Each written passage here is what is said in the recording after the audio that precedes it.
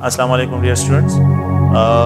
Before starting the lecture को start करने से पहले जो है अपनों को एक इंफॉर्मेशन देनी है कि जो स्टूडेंट्स हमारे ऑनलाइन स्टूडेंट्स हैं, ईटा स्टूडेंट्स हैं, तो उनके लिए जो है ये QCA बुक जो है ये फ्री अवेलेबल है और वो जो है किसी भी टाइम जो है आप ऑफिस आ सकते हैं और यहाँ से ये बुक ले सकते हैं। ये फ्री है आप लोगों के लिए और लेकिन आप लोग अपने रिसिप्ट जो है अपने साथ मास्क लेके आए, ठीक है, कि जो आप लोगों का रजिस्ट्रेशन रिसिप्ट है तो उसको आप लोग लेके आए, ये बुक आप लोगों को मिल जाएगी, ठीक है। Thank you. So next topic जो आज हमने स्टार्ट लेना है तो इलेक्ट्रोड पोटेंशियल। कल हमने फैराडे लॉ ऑफ इलेक्ट्रोलिसिस को डिस्कस किया है और इस इलेक्ट्रोड पोटेंशियल को डिस्कस करते हैं अब। इसमें जो है हम दो पॉइंट्स को जो है आमतौर पर डिस्क्रिप्शन करते हैं कि अगर आप देखें, एक होता है ऑक्सीडेशन पोटेंशियल। बास एलिमेंट की ये टेंडेंसी होती है कि वो इलेक्ट्रॉन को रिलीज करे। सो ऑक्सीडेशन पोटेंशियल को हम इस तरह डिस्क्राइब करते हैं, the tendency of an element to lose electron, the tendency of an element, tendency of an element to lose electron, of an element to lose electron is known as its oxidation potential. एक element की ये tendency कि वो electron को release करे, एक element की ये टेंडेंसी कि वो इलेक्ट्रॉन को रिलीज करे is known as its oxidation potential, या उसका ऑक्सीडेशन पोटेंशियल कहलाता है। लेट्स सपोज है अगर हम देखें तो ये जिंक है तो जिंक इलेक्ट्रॉन रिलीज करता है, तो ये जो है एक एलिमेंट अगर जो इलेक्ट्रॉन रिलीजिंग जो है इलेक्ट्रॉन को पुश करता है, रिलीज करता है, तो ये उस एलिमेंट का ऑक्सीडेशन पोटेंशियल कहलाता है कि ये इलेक्ट्रॉन को रिलीज करता है।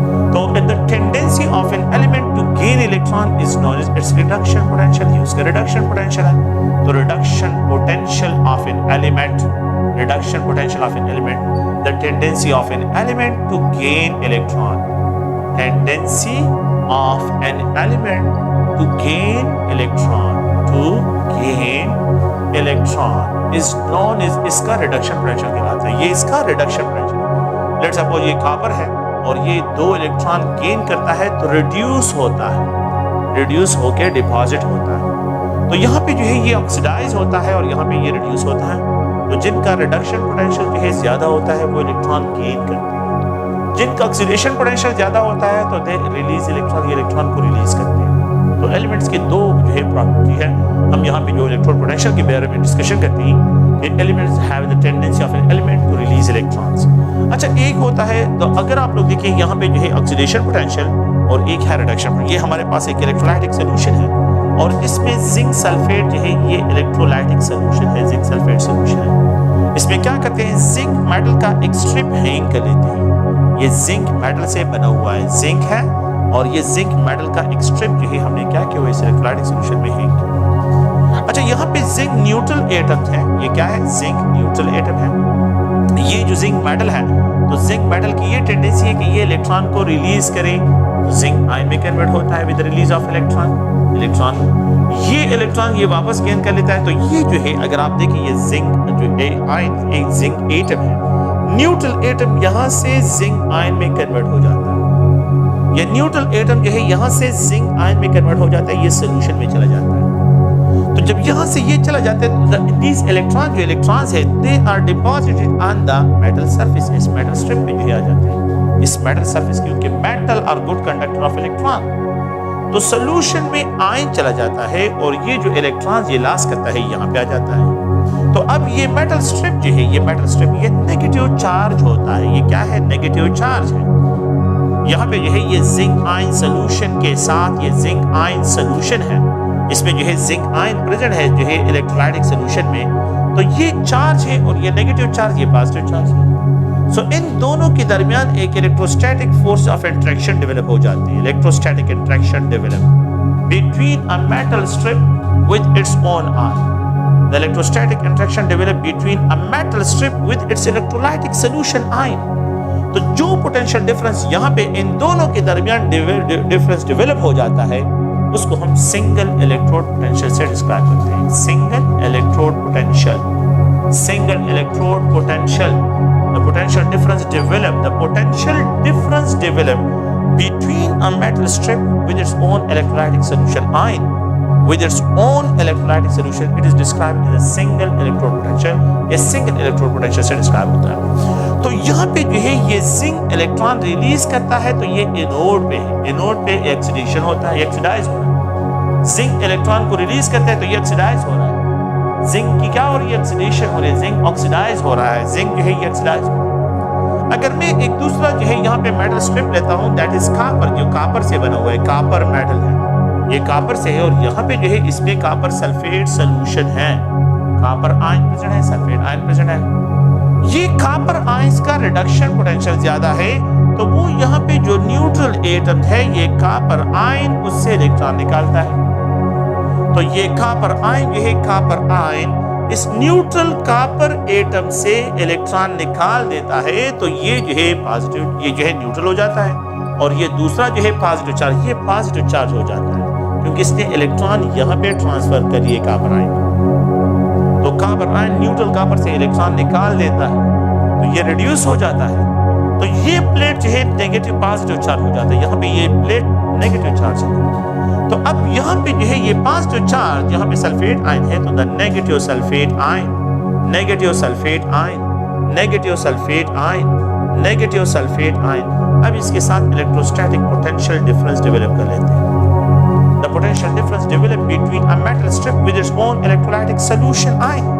ये मेरे पास एक इलेक्ट्रोलाइट है और मैं इस इलेक्ट्रोलाइटिक सोल्यूशन में क्या कर लेता हूँ, एक मेटल स्ट्रिप हैंग कर लेता हूँ। तो यहाँ पे दो चांसेस हैं, या तो ये इलेक्ट्रॉन रिलीज करते हैं तो ये मेटल स्ट्रिप नेगेटिव चार्ज हो जाता है, और या जो है ये इलेक्ट्रॉन एक्सेप्ट करते हैं तो ये मेटल स्ट्रिप जो है ये पॉजिटिव। तो रिडक्शन जो है अगर आप लोग देखें तो यहाँ पे ये कॉपर आयन इससे दो इलेक्ट्रॉन गेन कर लेता है, तो ये कॉपर मेटल में और फिर ये इलेक्ट्रॉन।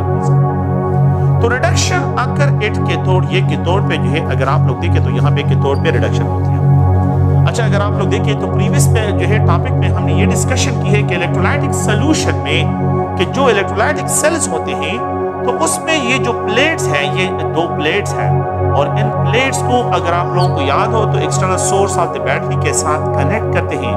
तो ये जो है negative terminal of the battery के साथ और ये positive terminal of the battery के साथ। ये जो एनोड होता है ये जो है पॉजिटिव चार्ज है और ये जो कैथोड है तो ये नेगेटिव चार्ज है, यहाँ पे ये कैथोड होता है। ये कौन सी सेल में? इलेक्ट्रोलाइटिक सेल में। इलेक्ट्रोलाइटिक सेल में ये एनोड पॉजिटिव चार्ज होता है और कैथोड जो है ये अगर आप देखें तो ये नेगेटिव चार्ज है, यहाँ पे कैथोड है। लेकिन अगर मैं वोल्टिक सेल की तरफ आ जाता हूँ तो इस वोल्टिक सेल में ये जिंक ऑक्सीडाइज हो रहा है, तो द जिंक प्लेट जो है ये ऑक्सीडेशन है जो कि एनोड है, और यहाँ पे कॉपर जो है ये जो इलेक्ट्रोड है तो ये पॉजिटिव चार्ज एक्वायर कर रहा है। ये जो है आप लोगों के पास कैथोड पे रिडक्शन और एनोड पे ऑक्सीडेशन होती है। जब इनको हम क्या करते हैं वोल्टमीटर और यहाँ पे जो है क्या करते हैं साल्ट ब्रिज कनेक्ट कर लेते हैं, साल्ट ब्रिज कनेक्ट कर। तो अब यहाँ पे जो एनोड है ये एनोड इन वोल्टिक सेल में जो है ये नेगेटिव चार्ज होता है और यहाँ पे जो कैथोड है ये पॉजिटिव चार्ज है। तो वोल्टिक सेल में cathode positive charge, anode negative charge होता है, व्हाइल इलेक्ट्रोलाइटिक सेल में एनोड पॉजिटिव चार्ज और कैथोड जो है ये नेगेटिव चार्ज डिस्क्राइब होता है।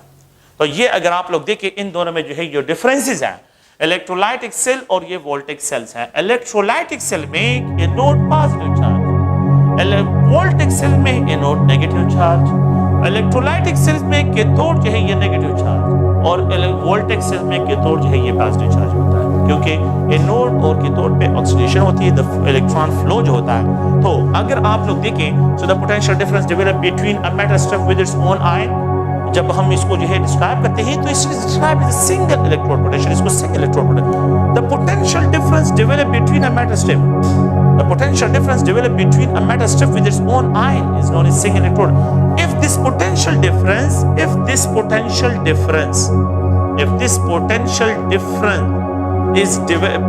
is developed है is measured, अगर हम यहाँ पे डिस्क्राइब करते हैं measure at 298 Kelvin temperature, 298 Kelvin temperature, at 298 Kelvin temperature means room temperature 25 degrees centigrade, then we call it another standard electrode potential। standard electrode potential का वर्ड इसके लिए इस्तेमाल करते हैं।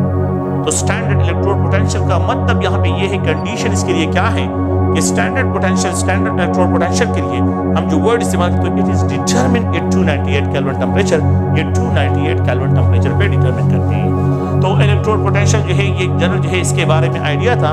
नेक्स्ट जो है हम जो डिस्कशन करते हैं वो ये है कि यहाँ पे standard hydrogen electrode, standard hydrogen electrode जो है इसको डिस्ट्रैक्ट करते हैं। स्टैंडर्ड हाइड्रोजन इलेक्ट्रोड, यहाँ पे अगर आप लोग देखिए स्टैंडर्ड हाइड्रोजन इलेक्ट्रोड्स क्या है। स्टैंडर्ड हाइड्रोजन इलेक्ट्रोड जो होता है ये मार्केट में अवेलेबल होता है। It is used as a reference electrode. इसको जो है रेफरेंस इलेक्ट्रोड यूज करते हैं। ये केमिकल शॉप वाले होते हैं तो उनके साथ ये अवेलेबल है।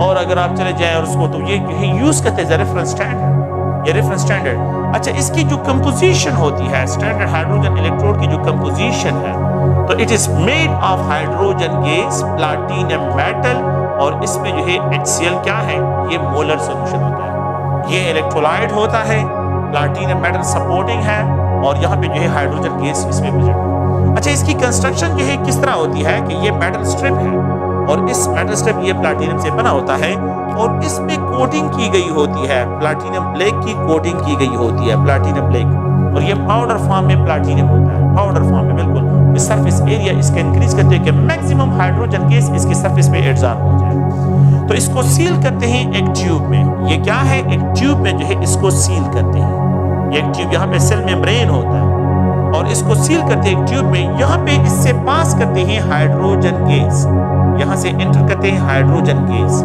ये हाइड्रोजन गैस यहाँ पे एंटर करते हैं। अगर एक्सेस ऑफ हाइड्रोजन हो तो वो यहाँ से निकल जाता है। लेकिन यहाँ पे होता क्या है कि इसके सरफेस पे हाइड्रोजन जो है, मैं इसको मैग्नीफाई करता हूँ कि ये मेटल स्ट्रिप है। इसके सरफेस पे जब हाइड्रोजन गैस आप बबल कर लेते हैं, पास कर लेते हैं, तो ये हाइड्रोजन इसके सरफेस पे एब्जॉर्ब हो जाता है। Absorb, not absorb, absorb, absorption है। तो यहाँ पे इसके सरफेस पे ये हाइड्रोजन क्या हो जाता है, एब्जॉर्ब हो जाता है।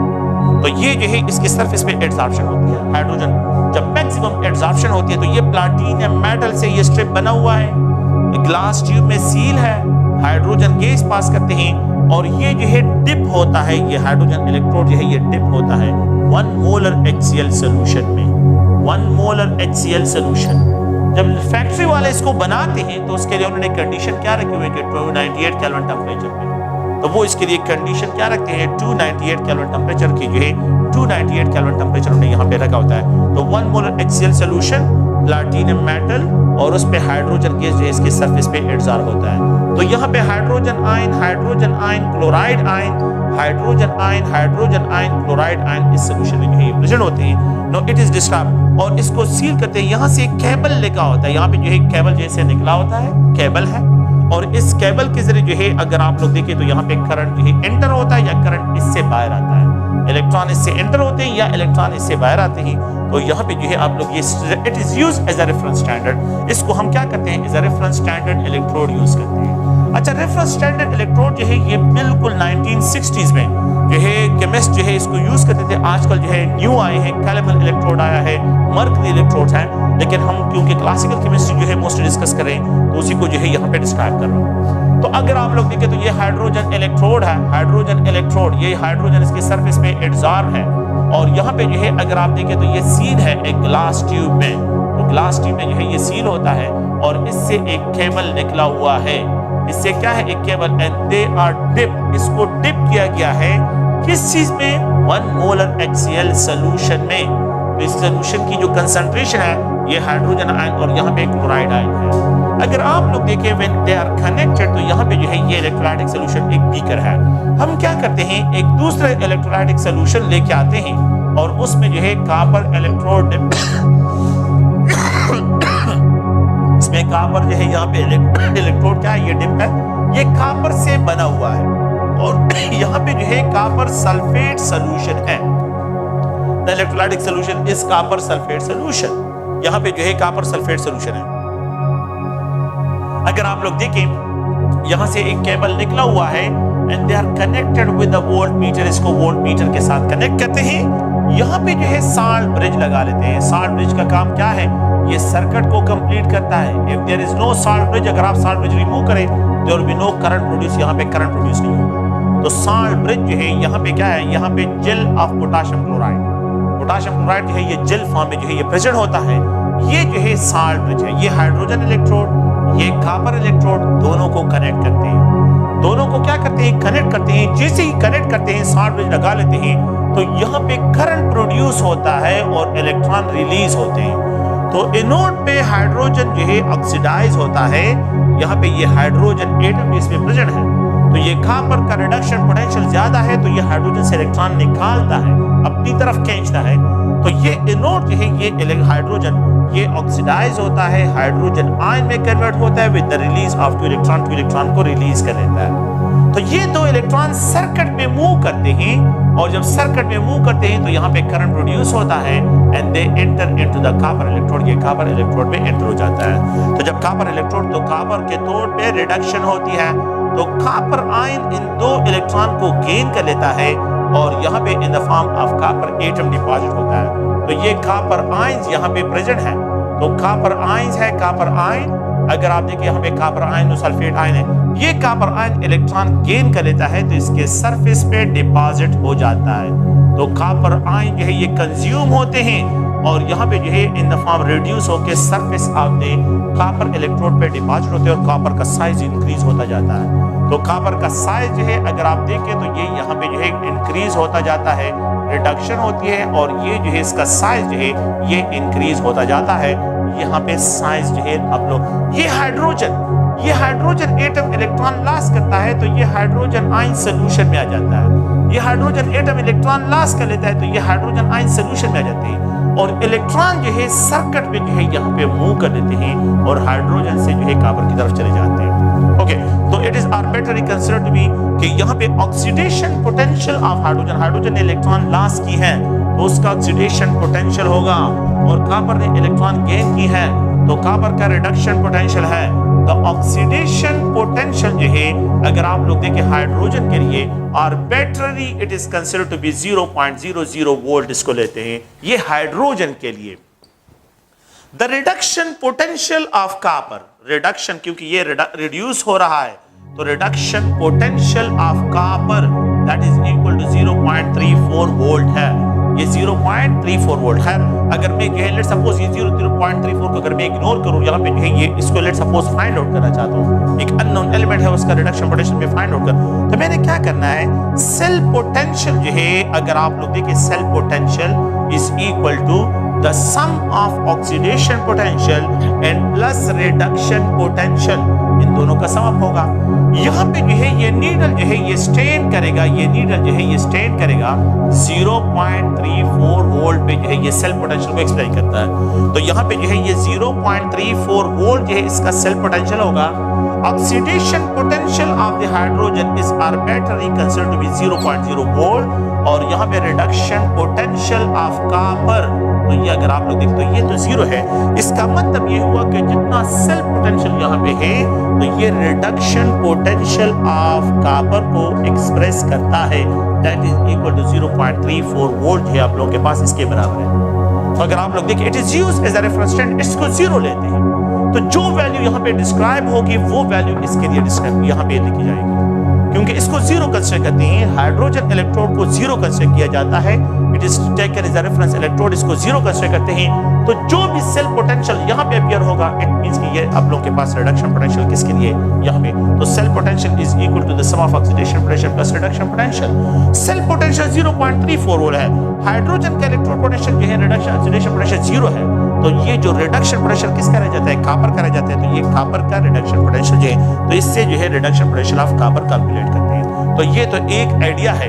अगर आप लोग देखें यहाँ पे जो है इस पे अगर हम आमतौर पे ये डिस्क्राइब करते हैं हाइड्रोजन एटम ऑक्सीडाइज होता है, हाइड्रोजन आयन में आते हैं, हाइड्रोजन एटम ऑक्सीडाइज होते हैं, हाइड्रोजन आयन फॉर्म में आ जाता है। तो हाइड्रोजन आयन केटायन इस कंपार्टमेंट में इनिशियली जब एक्सपेरिमेंट स्टार्ट नहीं था तो इनिशियली जो है हाइड्रोजन आयन और क्लोराइड आयन की कंसंट्रेशन दोनों सेम है, वन मोलर सॉल्यूशन है। लेकिन विद पैसेज ऑफ टाइम जब एक्सपेरिमेंट स्टार्ट हो जाता है तो हाइड्रोजन आयन ज्यादा होते हैं और क्लोराइड आयन कम होते हैं, क्योंकि यहाँ पे जो हाइड्रोजन एटम है ये जो हाइड्रोजन एटम है ये ऑक्सीडाइज होते हैं, सॉल्यूशन में आ जाते हैं। तो यहाँ पे हाइड्रोजन आयन ज्यादा हो जाते हैं, क्लोराइड आयन। तो आप लोग ये पॉइंट याद रखें कि इन जो आप लोगों के पास वोल्टिक सेल्स है तो इसमें एनोड के साइड पे केटायन की कंसंट्रेशन इंक्रीज होती है और एनायन की कंसंट्रेशन कम होती है। केटायन की concentration increases from the anion concentration, anion कम रह जाते हैं। तो जब केटायन ज्यादा हो जाते हैं तो इस चैम्बर में केटायन ज्यादा एनायन कम हो जाते हैं तो इसकी एफिशिएंसी कम हो जाती है। तो ये साल्ट ब्रिज एक्टिव हो जाता है और यहाँ पे एनाइन प्रोवाइड करना शुरू कर लेता है, एनाइन कि यहाँ पे चार्जेस बैलेंस हो जाए। तो ये जो है क्या करता है, चार्जेस को बैलेंस करने के लिए यहाँ पे एनाइन जो है प्रोवाइड करता है। तो ये पॉइंट याद रखिए कि एनोड पे इनिशियली हाइड्रोजन और क्लोराइड आयन कंसंट्रेशन सेम है, लेकिन विद एक्सपेरिमेंट स्टार्ट होने के बाद हाइड्रोजन आयन की कंसंट्रेशन ज्यादा हो जाती है, क्लोराइड की कंसंट्रेशन कम हो जाती है, केटायन की कंसंट्रेशन ज्यादा, एनायन की। तो साल्ट ब्रिज क्या करता है, साल्ट ब्रिज जो है, प्लीज ये याद रखें कि साल्ट ब्रिज का जो एनायनिक पार्ट होता है, एनायनिक पार्ट होता है, तो वो इन चार्जेस को बैलेंस करने के लिए यहाँ पे जंप करना शुरू कर लेते हैं। वो इन एनायन को जो है बैलेंस करने के, एनायनिक कंसंट्रेशन को जो है, मतलब यहाँ पे जो केटायंस कम ज्यादा हो रहे हैं, एनायन कम हो रहे हैं, तो उनको बैलेंस करने के लिए जंप करना शुरू कर देते हैं। अच्छा, यहाँ पे कॉपर कंज्यूम हो रहे हैं, तो initially copper concentration sulphate concentration equal है, इनिशियली ये सिचुएशन है, लेकिन जब एक्सपेरिमेंट शुरू हो जाता है तो कॉपर आयन कंज्यूम होना शुरू हो जाते हैं। जब कॉपर आयन कंज्यूम होते हैं, कॉपर आयन की कंजम्पशन होती है, तो यहाँ पे जो है सल्फेट आयन ज्यादा होते हैं, केटायन कम होना शुरू हो जाते हैं। तो अब यहाँ पे जो पोटेशियम है वो यहाँ पे जो है जंप करना शुरू कर लेते हैं in order to balance the charges, कि इस कंपार्टमेंट में चार्जेस को बैलेंस करने के लिए। तो आप ये याद रखें कि पोटेशियम जो है, पोटेशियम के जो नंबर्स हैं, पोटेशियम ये जो कंसंट्रेशन है, तो इट बैलेंस जो है, इट बैलेंस द चार्जेस है, किस कहाँ पे चार्जेस को बैलेंस करता है, कैथोड में। It balance charges in cathode, ये कैथोड चार्जेस इन कैथोड, ये कैथोड में जो है चार्जेस को क्या करता है, बैलेंस करता है। वहां जो है एनोड पे जो है A9 of the salt bridge है। तो साल्ट ब्रिज का एक काम ये है, साल्ट ब्रिज का एक काम ये है कि in order to complete the circuit, के सर्किट को कंप्लीट करें। द सेकंड काम इसका ये है, in order to balance the charges in both compartment, दोनों कंपार्टमेंट में जो है चार्जेस को बैलेंस करें। तो ये अगर आमतौर पे हम देखें तो सेल पोटेंशियल भी मैंने इसके लिए फाइंड आउट कर लिया, जिसका सेल पोटेंशियल क्या होगा। एंड सेकंड पॉइंट ये है, अगर आप लोग देखें तो केटायनिक केमिस्ट्री क्या है और एनायनिक केमिस्ट्री को ये है यहाँ पे डिस्क्राइब कर लिया। द नेक्स्ट पॉइंट अगर आप लोग थोड़ा सा फोर्स देखें, what is the cell representation, इसके लिए सेल रिप्रेजेंटेशन किस तरह आप लोगों ने एक्सप्रेशन करनी है।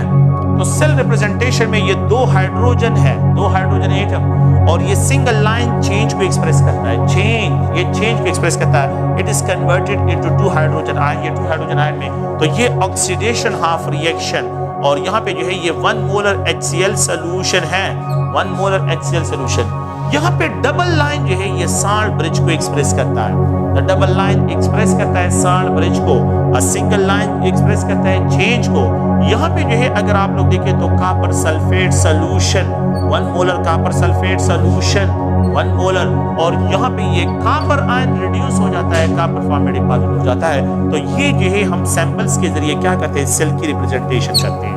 तो अगर आप लोग देखिए दो हाइड्रोजन एटम ऑक्सीडाइज होकर हाइड्रोजन आयन में चले जाते हैं, ये चेंज यहाँ पे एक्सप्रेशन है, 1 मोलर HCl सोल्यूशन है, डबल लाइन साल्ट ब्रिज को एक्सप्रेस करता है, डबल लाइन क्या करे यहाँ पे एक्सप्रेशन करता है, डबल लाइन साल्ट ब्रिज को एक्सप्रेस करता है। ये रिडक्शन हाफ रिएक्शन है, 1 मोलर कॉपर सल्फेट सोल्यूशन, और इसमें कॉपर आयन रिड्यूस होकर इन the form of copper deposit हो जाते हैं। तो ये सेल रिप्रेजेंटेशन है when hydrogen electrode is coupled with the copper sulphate solution. और यहाँ पे जो इलेक्ट्रिसिटी प्रोड्यूस होगी, यहाँ पे कितना करंट प्रोड्यूस होगा, यहाँ पे जो करंट प्रोड्यूस होगा, ये करंट जो है अगर आप लोग देखें तो 0.34 वोल्ट करंट ये प्रोड्यूस करता है। ये प्रोसेस क्या है, एक स्पॉन्टेनियस प्रोसेस है, ये एक स्पॉन्टेनियस प्रोसेस है, और इसमें जो है the flow of electron from hydrogen to copper होगा, the flow of electron from the hydrogen to copper, जो है इलेक्ट्रोड की तरफ जो है यहाँ पे इलेक्ट्रॉन का फ्लो होगा। ओके, नेक्स्ट है अगर हम क्या करते हैं, एक दूसरा इलेक्ट्रोड, इसी जो स्टैंडर्ड हाइड्रोजन इलेक्ट्रोड को जो है हमने जो यहाँ पे लिखा हुआ है, अगर मैं क्या करता हूँ एक दूसरे इलेक्ट्रोड के साथ इसको करें, ये जिंक से बना हुआ है, ये क्या है, जिंक मेटल से बना है, और यहाँ पे जो है अगर आप देखें तो जिंक सल्फेट सोल्यूशन है, यहाँ पे zinc ion concentration, sulphate ion concentration ये इक्वल है। And if it is connected with hydrogen electrode, अगर ये हाइड्रोजन इलेक्ट्रोड है, ये क्या है, हाइड्रोजन इलेक्ट्रोड जिसपे हाइड्रोजन यहाँ पे कनेक्टेड है, यहाँ पे क्या है, इस पे हाइड्रोजन, और इसको सील किया गया है। अगर आप लोग देखें तो इसको ट्यूब में जो है सील किया गया है, ये ट्यूब में जो है ये सील है।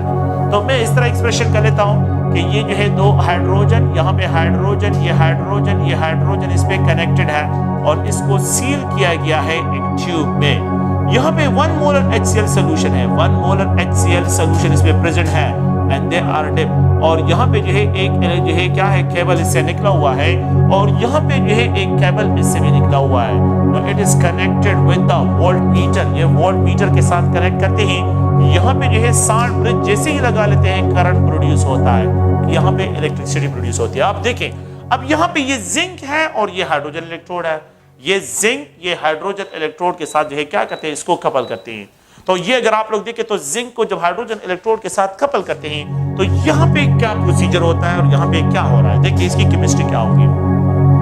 जिंक का ऑक्सीडेशन पोटेंशियल ज्यादा है, जिंक का ये पोटेंशियल ज्यादा है कि इलेक्ट्रॉन को रिलीज करे, जिंक का ऑक्सीडेशन पोटेंशियल ज्यादा है। तो अब यहाँ पे एनोड पे होता क्या है कि जिंक इलेक्ट्रॉन को रिलीज करता है, जब इलेक्ट्रॉन रिलीज करता है तो ऑक्सीडाइज होता है, जिंक इलेक्ट्रॉन रिलीज करता है। अब ये इलेक्ट्रॉन सर्किट में मूव करते हैं और जब सर्किट में मूव करते हैं तो नीडल डिफ्लेक्ट होता है, करंट प्रोड्यूस होता है, तो कैथोड पे रिडक्शन होती है। जब ये इलेक्ट्रॉन इस सोल्यूशन में आ जाते हैं तो यहाँ पे हाइड्रोजन आयन प्रेजेंट है, यहाँ पे हाइड्रोजन आयन और ये हाइड्रोजन एटम है।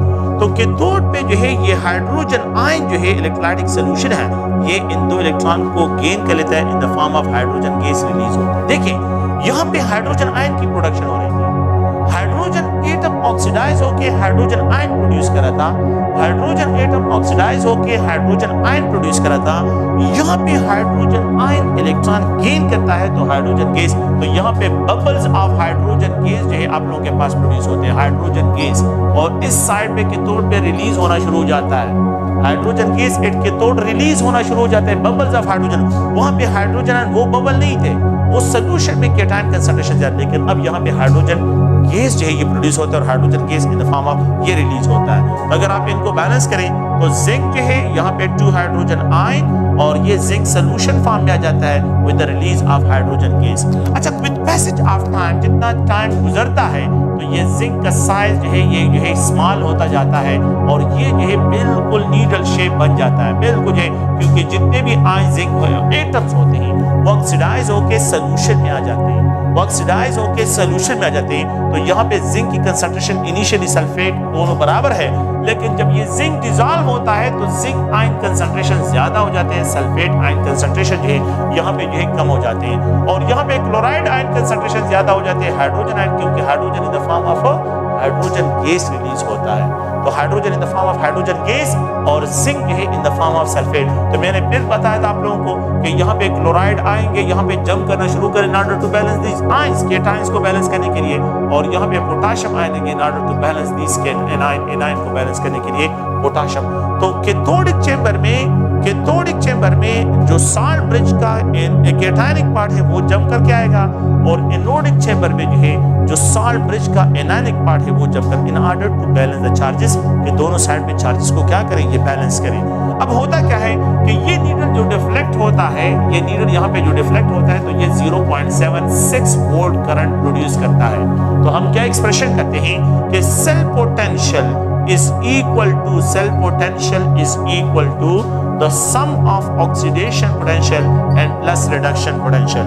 अच्छा, सेल पोटेंशियल 0.6 वोल्ट है, सेल पोटेंशियल 0.6 वोल्ट यहाँ पे अपीयर हो रहा है, और ऑक्सीडेशन पोटेंशियल जिंक का और यहाँ पे रिडक्शन पोटेंशियल हाइड्रोजन का, तो हाइड्रोजन का रिडक्शन पोटेंशियल 0.0 वोल्ट है, इट इज टेकन आर्बिट्ररी। तो what is the oxidation potential of zinc, zinc का ऑक्सीडेशन पोटेंशियल क्या होगा, वो इसी के बराबर होगा, क्योंकि वो तो ऑलरेडी जीरो कंसीडर करते हैं। So it is taken as the reference standard, zero लेते हैं और जो आप लोगों के पास की वैल्यू आ जाएगी it is described as 0.76 volt है, इसके लिए क्या होगा, ये cell potential. Now what is the representation of the cell, इस सेल की रिप्रेजेंटेशन किस तरह होगी। इससे पहले जो सेल मैंने डिस्क्राइब कर लिया जो कि किसका था, अगर आप लोग देखें हाइड्रोजन इलेक्ट्रोड मैंने जो यहाँ पे लिखा था, तो पहला जो पॉइंट क्या है कि ये हाइड्रोजन है, 2 hydrogen atom in the form of hydrogen ion, 1 molar HCl solution, और यहाँ पे जो है डबल लाइन साल्ट ब्रिज को 1 मोलर कॉपर सल्फेट सॉल्यूशन, यहाँ पे जो है ये कॉपर आयन इलेक्ट्रॉन को गेन करके इन the form of copper deposit होता है। ये एक रिप्रेजेंटेशन है जिसको हमने पहले डिस्कस किया। सेकंड में क्या है, सेकंड में ये है कि जिंक इलेक्ट्रॉन को रिलीज करता है और इलेक्ट्रॉन लॉस करते सॉल्यूशन में चला जाता है, 1 मोलर जिंक सल्फेट सॉल्यूशन, और यहाँ पे ये डबल लाइन साल्ट ब्रिज को एक्सप्रेस करता है, यहाँ पे 1 मोलर HCl सॉल्यूशन, और यहाँ पे hydrogen ion in the form of hydrogen gas जो है ये रिलीज होता है। Hydrogen ion in the form of hydrogen gas, hydrogen ion hydrogen gas में, यहाँ पे hydrogen atom in the form of hydrogen ion. आप देखिए हाइड्रोजन कॉपर को इलेक्ट्रॉन देता है, हाइड्रोजन कॉपर को इलेक्ट्रॉन देता है, स्पॉन्टेनियस है, लेकिन ये स्पॉन्टेनियस है कि जिंक हाइड्रोजन को इलेक्ट्रॉन देता है। हाइड्रोजन कॉपर को रिड्यूस कर रहा है, लेकिन जिंक क्या करता है, यहाँ पे हाइड्रोजन को रिड्यूस करता है। The oxidation potential of the zinc is greater than the hydrogen, इसलिए वो हाइड्रोजन को रिड्यूस कर रहा है। The oxidation potential of hydrogen is greater than the copper, इसलिए ये कॉपर को रिड्यूस कर रहा है। तो ये आप लोग प्लीज ध्यान में रखें कि जिन एलिमेंट का ऑक्सीडेशन पोटेंशियल ज्यादा होगा और जिस एलिमेंट का रिडक्शन पोटेंशियल ज्यादा होगा, ये इलेक्ट्रॉन लॉस करेगा और ये इलेक्ट्रॉन गेन करेगा। जिंक का ज्यादा दिन हाइड्रोजन, तो इसलिए जिंक हाइड्रोजन को इलेक्ट्रॉन देता है। हाइड्रोजन का ज्यादा दिन कॉपर, तो इसलिए हाइड्रोजन कॉपर को इलेक्ट्रॉन देता है। जिंक का ज्यादा दिन हाइड्रोजन, तो जिंक हाइड्रोजन को इलेक्ट्रॉन देता है। ऑक्सीडेशन पोटेंशियल जिंक का ज्यादा है दिन hydrogen, oxidation potential is greater than hydrogen का ऑक्सीडेशन पोटेंशियल कॉपर से ज्यादा है, तो इसलिए कॉपर को इलेक्ट्रॉन देता है। अब आप लोग प्रेडिक्ट करें, अगर मैं जिंक को कॉपर के साथ कपल करूं तो जिंक क्या करेगा, इलेक्ट्रॉन लॉस करेगा और कॉपर इलेक्ट्रॉन गेन करेगा। जिंक का इलेक्ट्रॉन लॉस करेगा कॉपर, तो ये इट एक्ट एज एनोड, ये एनोड काम करेगा और कॉपर ये इज कैथोड काम करेगा, ये इज कैथोड काम करेगा। तो it losses the electron, release electron, copper जो है क्या करेगा, ये इलेक्ट्रॉन को गेन करेगा। तो ये अगर आप लोग देखें स्टैंडर्ड हाइड्रोजन इलेक्ट्रोड पोटेंशियल जो है, इनको हम इस तरह डिस्क्राइब करते हैं कि hydrogen electrode is used as a reference standard. इसको हम क्या करते हैं, as a reference standard use करते हैं। अगर आप लोग देखें hydrogen is used as a reference standard, hydrogen electrode को हम यहाँ पे एज अ रेफरेंस स्टैंडर्ड, और ये सेल रिप्रेजेंटेशन है, ये दो सेल्स को आप लोगों ने याद रखना है। तो इन दो सेल्स की रिप्रेजेंटेशन, जिंक सोल्यूशन में चला जाता है, 1 molar zinc sulphate, double line salt bridge, 1 molar cell solution, 2 hydrogen ion, और ये in the form of hydrogen gas क्या होता है, ये रिलीज जो है यहाँ पे इसको स्टार्ट करते हैं। तो ये अगर आप लोग देखें एक जनरल जो है वोल्टेक्स सेल्स की रिप्रेजेंटेशन है, और उसको जो है यहाँ पे मैंने डिस्क्राइब कर दिया। नेक्स्ट जो है हम यहाँ पे एक अनदर कंसेप्ट की तरफ आते हैं, that is electrochemical series. How you have to predict, आप लोगों ने किस तरह जो है प्रेडिक्शन करनी है कि ये सेल जो है आप लोगों के पास करंट प्रोड्यूस करेगा, इसमें स्पॉन्टेनियस होगा या नॉन स्पॉन्टेनियस प्रोसेस होगा। तो यहाँ पे इलेक्ट्रोकेमिकल सीरीज को जो है डिस्कस करते हैं। यहाँ पे लिथियम आयन है, लेट्स सपोज लिथियम आयन एक इलेक्ट्रॉन को गेन करता है, तो ये लिथियम फॉर्म में डिपॉजिट होता है। यहाँ पे अगर आप लोग देखें तो सीजियम आयन है, ये एक इलेक्ट्रॉन को गेन करता है, तो इन द फॉर्म ऑफ सीजियम, ये जो है सीजियम फॉर्म में डिपॉजिट होता है। यहाँ पे अगर आप लोग देखिए मैं इसको रिप्रेजेंट करता हूँ, रुबीडियम आयन एक इलेक्ट्रॉन को गेन करते हैं इन द फॉर्म ऑफ रुबीडियम। और अगर आप लोग देखिए यहाँ पे जो है ये पोटेशियम आयन है, एक इलेक्ट्रॉन को गेन करते हैं इन द फॉर्म ऑफ, और सोडियम आयन है, एक इलेक्ट्रॉन को गेन करता है तो इन the form of sodium deposit होता है। The reduction potential, the tendency of an element to gain electron is known as its reduction potential. The reduction potential of the lithium is 0. यहाँ पे जो है -3.05. The reduction potential is -3.02 of cesium. The reduction potential is -2.98. The reduction potential is -2.92. The reduction potential is -2.72. अगर आप इनको देखें तो यहाँ पे जो है रिडक्शन पोटेंशियल सबसे जो लीस्ट है वो -3.1 लिथियम का है, और इनमें जो है अगर आप देखें तो सबसे ज्यादा जो है ये सोडियम का है। इसी तरह अगर आप लोग जो है लेट सपोज मैं यहाँ पे डिस्क्राइब करता हूँ, अगर आप लोग इस तरह एक्सप्रेशन करते हैं, जिंक आ जाए, बस जिंक तक जो है आ जाता हूँ, ये 2 इलेक्ट्रॉन गेन करता है तो जिंक, तो इसका जो रिडक्शन पोटेंशियल है -0.76 वोल्ट है। इस तरह जो है आप लोगों के बुक पे कॉलम गिवन है, यहाँ पे अगर आप लोग आ जाए तो लास्ट में जो है अगर मैं -0.76, तो यहाँ पे हाइड्रोजन आ जाता है, हाइड्रोजन। तो हाइड्रोजन आयन जब एक इलेक्ट्रॉन को गेन करता है तो हाइड्रोजन फॉर्म में जो है आप लोग के पास in the form, suppose hydrogen gas release होता है। The reduction potential of the hydrogen is considered to be arbitrary 0.0 volt लेते हैं, इसको is reference standard is arbitrary 0.0 volt लेते हैं, 0.0 वोल्ट। ये बॉर्डर लाइन है, इससे जो एबव है तो इनका रिडक्शन पोटेंशियल नेगेटिव है, इनकी क्या गेनिंग, इनकी इलेक्ट्रॉन गेनिंग कैपेबिलिटी नेगेटिव है कि ये इलेक्ट्रॉन गेन करते हैं। ये मोस्टली इनका काम ये होता है कि इलेक्ट्रॉन को लॉस करे, ये मेटल है और मेटल का काम ये होता है कि वो इलेक्ट्रॉन को रिलीज करे। तो फिर इनकी कौन सी प्रॉपर्टी नेगेटिव है, ये जो है गेनिंग प्रॉपर्टी इनकी नेगेटिव है। अब अगर हम यहाँ पे आ जाएं, इसके बाद यहाँ पे अगर आप देखें कापर है, कापर आयन 2 इलेक्ट्रॉन गेन करता है तो कापर फॉर्म में डिपॉजिट होता है, तो ये 0.34 वोल्ट के बराबर। देखिए इसका रिडक्शन पोटेंशियल पॉजिटिव, यहाँ पे ये 0 है। Reduction potential of copper is greater than hydrogen, इसलिए तो यह कापर हाइड्रोजन को इलेक्ट्रॉन नहीं देता, हाइड्रोजन इसको देता है इलेक्ट्रॉन। ये कापर जो है क्या नहीं करता, हाइड्रोजन को इलेक्ट्रॉन नहीं देता। देखिए यहाँ पे जो है इसका अगर आप लोग देखिए, ये इसको इलेक्ट्रॉन तो देता है हाइड्रोजन को, लेकिन हाइड्रोजन फिर इसको इलेक्ट्रॉन देता है। ये जिंक जो है कापर को भी इलेक्ट्रॉन देता है, ये इसको इलेक्ट्रॉन ट्रांसफर करता है, लेकिन ये कापर जिंक को इलेक्ट्रॉन नहीं दे सकता, ये कापर हाइड्रोजन को इलेक्ट्रॉन नहीं देता। क्यों? क्योंकि इसका रिडक्शन पोटेंशियल हाइड्रोजन से ज्यादा है, हाइड्रोजन का 0 है और इसका 0.34 है। अगर आप लोग यहाँ पे देखें तो ये सिल्वर आयन है, सिल्वर आयन इलेक्ट्रॉन को गेन करते हैं सिल्वर फॉर्म में, तो अगर आप इसको देखें तो ये 0.54 वोल्ट है। The reduction potential of the silver is greater than the copper, copper से इसका ज्यादा है। The reduction potential of chlorine, अगर हम यहाँ पे डिस्क्राइब करते हैं कि क्लोरीन इलेक्ट्रॉन गेन करते हैं क्लोरीन के, अगर हम यहाँ पे एक्सप्रेशन करते हैं कि ये क्लोरीन गैस में क्लोरीन का इलेक्ट्रॉन गेनिंग कैपेबिलिटी ज्यादा है, it is round about 1.80 volt के बराबर है। और अगर मैं यहाँ पे फ्लोरीन की तरफ आता हूँ, फ्लोरीन की इलेक्ट्रॉन गेनिंग कैपेबिलिटी सबसे ज्यादा है, ये फ्लोराइड आयन में कन्वर्ट होगा, it is equal to 2.87 volt है इसका रिडक्शन पोटेंशियल है, सबसे ज्यादा ये फ्लोरीन की है, और सबसे लीस्ट है पीरियोडिक टेबल में वो लिथियम की है। तो आप देखिए the arrangement of elements in order of their increasing reduction potential, in order of their increasing reduction. Least से मैंने स्टार्ट किया है, 0 पे आ गया, फिर पॉजिटिव, और यहाँ पे सबसे हाईएस्ट फ्लोरीन किया। This arrangement is known as electrochemical series, experimental table है। द अरेंजमेंट ऑफ इलेक्ट्रो जो है, the arrangement of element in order of their increasing reduction potential is known as, इसको हम क्या कहते हैं, इलेक्ट्रोकेमिकल सीरीज का। ये इलेक्ट्रोकेमिकल सीरीज है, रिडक्शन पोटेंशियल। रिडक्शन पोटेंशियल जो है इस लिथियम का जो है ये नेगेटिव है, लेकिन reduction potential of the fluorine क्या है, ये अगर आप लोग देखें तो ये पॉजिटिव है। जिस एलिमेंट का रिडक्शन पोटेंशियल पॉजिटिव है तो वो हाइड्रोजन इलेक्ट्रोड के लिए एज अ कैथोड काम करेगा, वो हाइड्रोजन इलेक्ट्रोड के लिए एज अ कैथोड काम करेगा।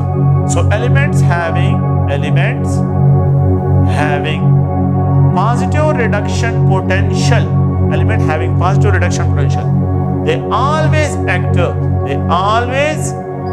act as a cathode for standard hydrogen electrode, for standard hydrogen electrode। तो ये हाइड्रोजन इलेक्ट्रोड इलेक्ट्रॉन लॉस करेगा और ये इलेक्ट्रॉन गेन करेगा, ये हाइड्रोजन से इलेक्ट्रॉन निकालते हैं, ये हाइड्रोजन से इलेक्ट्रॉन। सिल्वर क्या करेगा, कॉपर को इलेक्ट्रॉन देगा या कॉपर सिल्वर को? अगर आप इन दोनों को देखिए, इसका रिडक्शन पोटेंशियल ज्यादा 0.54 है और इसका 0.3, ये ज्यादा है, तो ये सिल्वर कॉपर से इलेक्ट्रॉन निकालेगा, सिल्वर कॉपर से इलेक्ट्रॉन निकालेगा, सिल्वर कॉपर से इलेक्ट्रॉन, लेकिन सिल्वर कॉपर को इलेक्ट्रॉन नहीं दे सकता। क्यों? क्योंकि इसका रिडक्शन पोटेंशियल कम है और इसका रिडक्शन पोटेंशियल ज्यादा है। तो जिसका रिडक्शन पोटेंशियल ज्यादा होगा वो दूसरों से इलेक्ट्रॉन निकालेगा, ठीक है। जिसका रिडक्शन पोटेंशियल कम है, एक का कम है दूसरे का ज्यादा है, जिसका ज्यादा है वो जो है जिसका कम है उससे इलेक्ट्रॉन निकालेगा। तो यहाँ पे जो है ये इसको इलेक्ट्रॉन, क्लोरीन सिल्वर से इलेक्ट्रॉन निकालेगा क्योंकि यहाँ पे इसका रिडक्शन पोटेंशियल 1.84। क्लोरीन इससे भी निकाल सकते हैं, इससे भी निकाल सकते हैं, इससे भी निकाल सकते हैं, इनमें से सबसे निकाल सकते हैं। क्लोरीन से जितने बार ऊपर होंगे, जितने ऊपर आप लोगों के पास एलिमेंट्स है, क्लोरीन इन सबसे इलेक्ट्रॉन निकाल सकता है, और फ्लोरीन इन सबसे, फ्लोरीन क्लोरीन से भी इलेक्ट्रॉन निकाल सकता है। फ्लोरीन जो है ये क्लोरीन से भी इलेक्ट्रॉन निकाल सकता है क्योंकि फ्लोरीन का रिडक्शन पोटेंशियल सबसे ज्यादा है।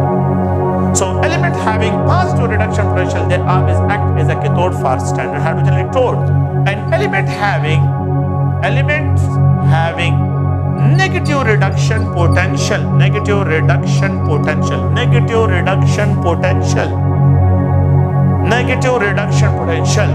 ठीक है, they always act as a anode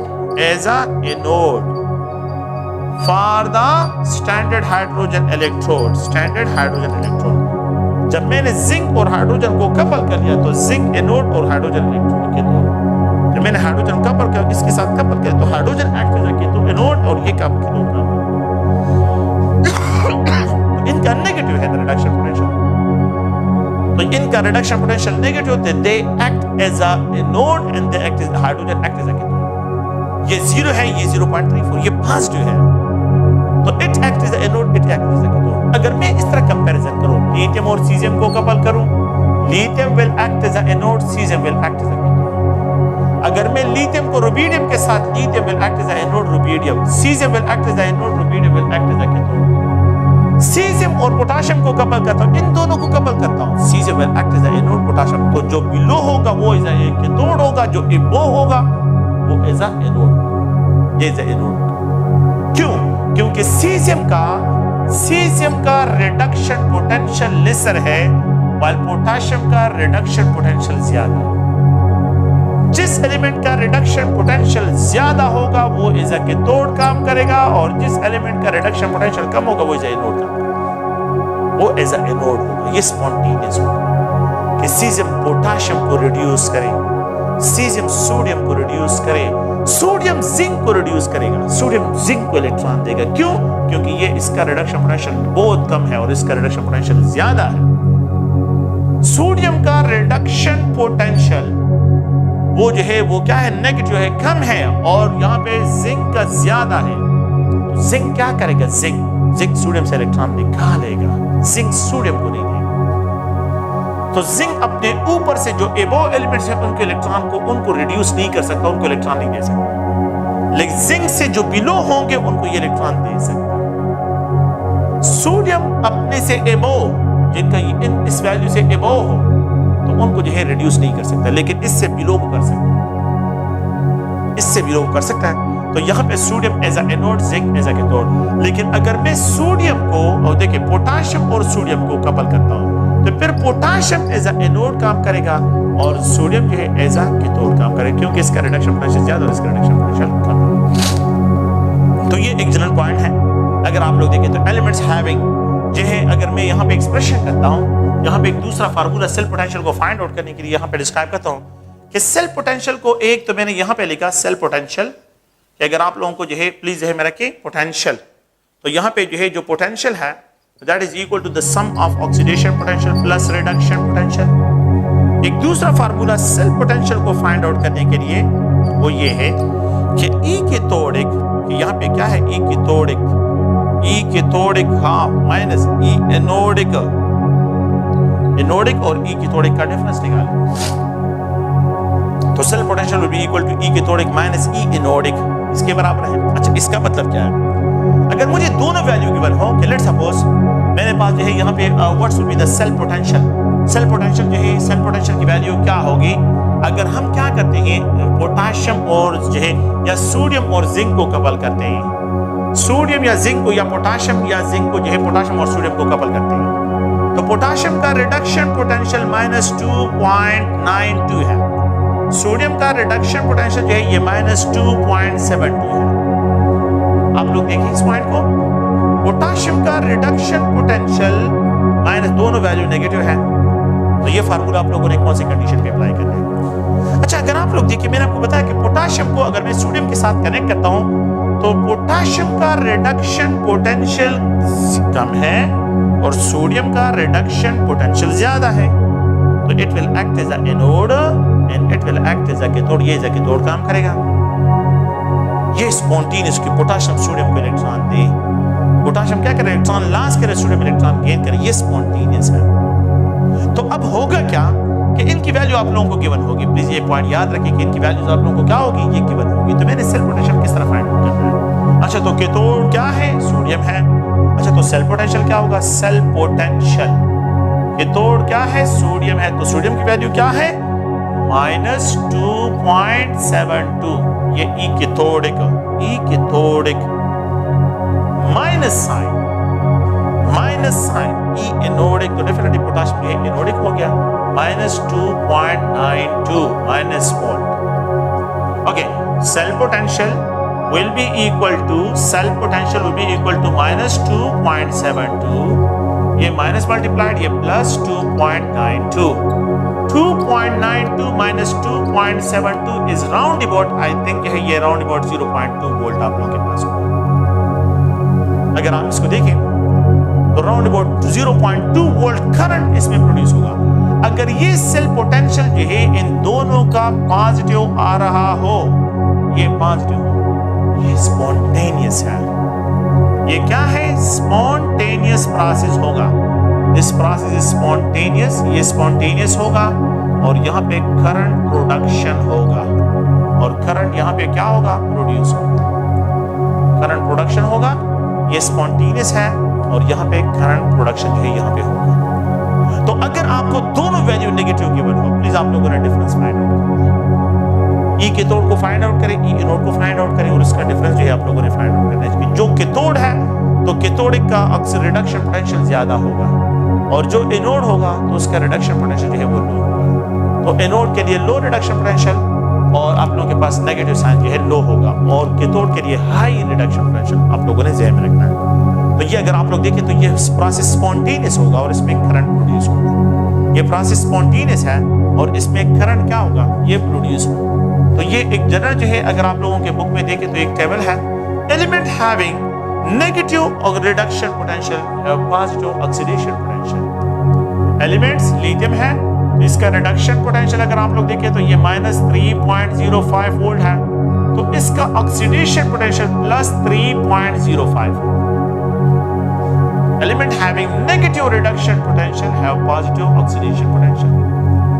यहाँ पे ये पोटेशियम है तो -2.92 वोल्ट ये रिडक्शन पोटेंशियल है, तो पॉजिटिव 2.92 वोल्ट जो है इसका ऑक्सीडेशन पोटेंशियल होगा, ये पॉजिटिव। एलिमेंट जो है मैंने ये पॉइंट लिखी है कि element having negative reduction potential have positive oxidation potential. Element having positive reduction potential, element having positive reduction potential, जिन एलिमेंट्स का रिडक्शन पोटेंशियल पॉजिटिव हो, they have negative oxidation potential. उनका ऑक्सीडेशन पोटेंशियल क्या होगा? वो नेगेटिव होगा। क्या मतलब है? कॉपर का रिडक्शन पोटेंशियल +0.34 वोल्ट है, इसका रिडक्शन पोटेंशियल -0.34 वोल्ट है। अगर आप लोग देखिए फ्लोरीन यह +2.87 वोल्ट है और ऑक्सीडेशन पोटेंशियल -2.87 वोल्ट होगा। तो जिन एलिमेंट्स का ऑक्सीडेशन रिडक्शन पोटेंशियल पॉजिटिव, उसका ऑक्सीडेशन पोटेंशियल नेगेटिव। जिन एलिमेंट का रिडक्शन पोटेंशियल नेगेटिव, उनका oxidation potential positive. Oxidation potential ये टेंडेंसी कि इलेक्ट्रॉन रिलीज करें, रिडक्शन पोटेंशियल ये है कि इलेक्ट्रॉन को गेन करें। तो जिनका रिलीज पॉजिटिव होगा, गेन नेगेटिव होगा। जिनका गेन पॉजिटिव है, रिलीज नेगेटिव। ये जो है इसमें डिफरेंस है। तो gain of electron, loss of electron. Gain of electron, एक एटम एक एलिमेंट की ये टेंडेंसी कि वो इलेक्ट्रॉन गेन करे तो उसकी ये टेंडेंसी नेगेटिव होगी कि वो इलेक्ट्रॉन को लॉस करेगा। तो लॉस उसका नेगेटिव होगा और गेन उसका पॉजिटिव है। दूसरा जो है वो इलेक्ट्रॉन को लॉस करता है, तो वो इलेक्ट्रॉन को अगर लॉस करता है तो उसका गेन नेगेटिव होगा। तो एक लॉस पॉजिटिव और दूसरे में जो है गेन पॉजिटिव, इसको डिस्ट्राइब करते हैं। तो ये अगर आप लोग देखिए इलेक्ट्रोकेमिकल सीरीज का एक जनरल जो है क्या है? स्केच है। नेक्स्ट जो है अगर हम देखें तो एक अनदर टाइप ऑफ सेल है, that is called electrolytic cells. Electrolytic cells, उसकी तरफ वापस आते हैं। आप लोगों के कोर्स में जो है एक नेल्सन सेल है। Nelson cell is an example of electrolytic cell. Nelson cell एक है डाउन सेल, आपके कोर्स का हिस्सा ये नहीं है। Down cell is also an example of electrolytic cell.